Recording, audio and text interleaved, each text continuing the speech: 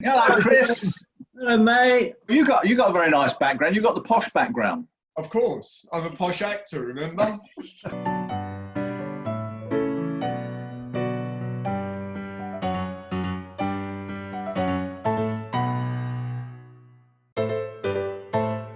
Welcome to you all. How are you all doing?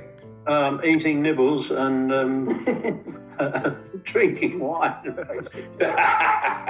Nothing's changed, Chris. Nothing's changed then. Yeah. Nothing's changed at all, mate.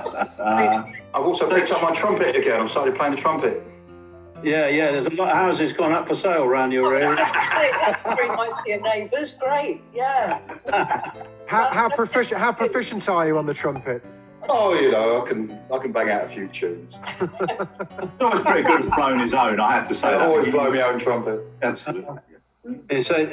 I'm very lucky because I'm paint and I'm painting prolifically at the moment towards exhibitions and things like that with a company I work with in London, and it's the ideal time for me to do this, and it's terrific. It's for that. From that point of view, I'm very happy. I have to say that when this uniform arrived yesterday in a clear plastic bag and was delivered by a dispatch rider, and obviously he had to distance from us, so he left it hanging on the front door, and he gave me such a look. He obviously thought, what are they up to during lockdown? I've just spent loads of time in the garden, which has been fantastic. I love it. That's because she's locked you out again, Graham. That's quite true. Right, let's get down to business then. I mean, we're here to celebrate and talk about the incredible legacy and the sheer number of episodes that are going to appear on UKTV Play. I want to ask you all about your memories of your first day on set. What can you remember about meeting each other for the first time? I'll start with you, Chris, if that's all right. Well, I can't remember. The first time I did the show was in 1984. I was a guest. But I was great. It was a lovely cast to join because they were all very friendly. There were no stars of the bill. There were no egos. It was happy family people. It was a happy time for all of us. Absolutely. I will agree. What about you, Mark? Do you remember your first Well, yeah, you donned the uniform? First day on set, I can't remember at the original Sun Hill, but then we used to have read-throughs, didn't we? I know we met at the Tower Hotel, where we were told don't be late because it's costing £40 a minute to run this show. I think I was very fortunate. 98% of my time was on the streets and away from the set. I really wasn't on the set very much. But again, I think that was one of the greatest things, is just working with the director and the crew. What did they want to do? How do they want to do it? One handheld camera is absolutely unique to drama at the time. And of course, all the car stuff. That's my memories. I just love doing all the car shots. I hated car shots, especially in the summer. We used to take our trousers off. Yeah, me too. I did all it. And it was only did Because it was hot. not because we were too hot. No, just bored. But it's Before he got in the car, he wasn't in the car. Yeah, I had windows closed.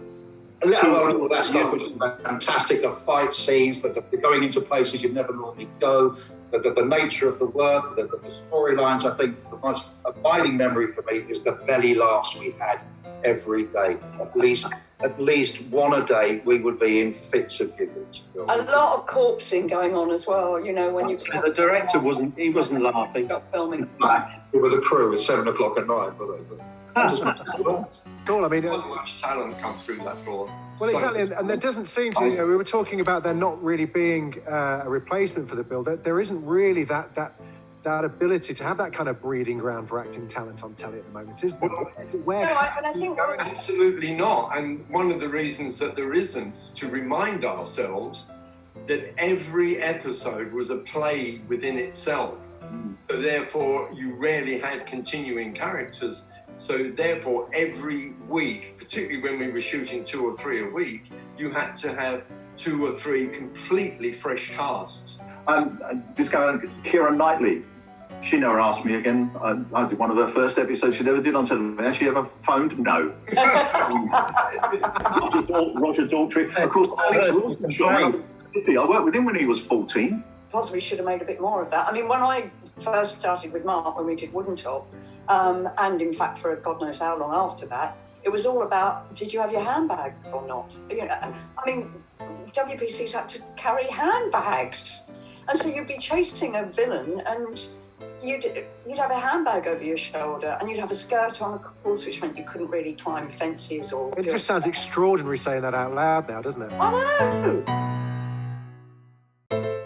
What do you think the bill would look like if it launched in 2020? It'd be quite a different show. If it was the same cast, it would look a bit like One Foot at a Time. Oh, you girls. New tricks. Yes. I don't think it would look that different. I think what would be really noticeable would be the lack of police on the streets. That would be the big difference, because a lot of the stuff that we used to film was on the beat.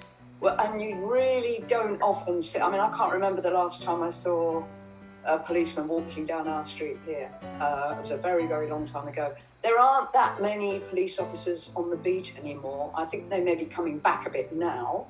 But I think that would be a big change. But otherwise, do you know, I think things wouldn't look that different, to be honest. I think Jim would be all right. I think Frank could have a bit of a problem. I don't know. It's up to Chris to answer that. Frank would probably be in prison.